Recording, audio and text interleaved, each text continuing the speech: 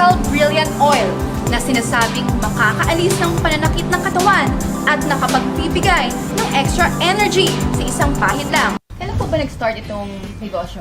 Nung na-stroke pa ako nung 2011, that is September, no? Na-stroke ako noon, tabingi ko to, bulol. Problema to, sabi ko. No work, no pay kasi yung negosyo natin eh. Problema yung resources natin pag nagpatuloy to. So kailangan immediate ka agad, sabi ko. Hindi tayo papayag na ganun-ganun na lang. So naisipan ko ngayon, no? Na bakit, sabi ko, nag-research ako, nagkakasakit ang tao.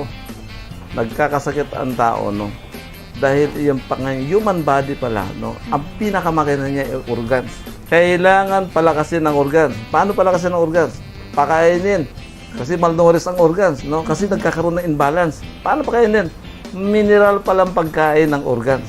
Bawat organs may naka-assign na minerals. Nakakalimutan natin na yung tao ay mineral-based. Galing doon sa lupa. Soil is mineral.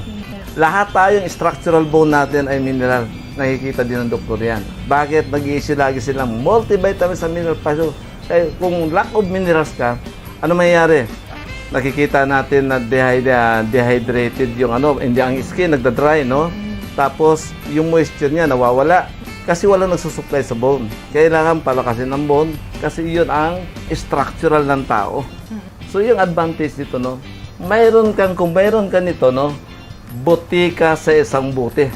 Kasi napasok ka, sumakit ang ulo mo, lagay lang, segundo lang, nagkaroon ka ng masakit ang tiyan. Basta any pain, no, dumating sa buhay mo, saan ka man naroroon, pag binulsa mo to, mayroon kang para may buti ka sa bulsa. Sa bulsa.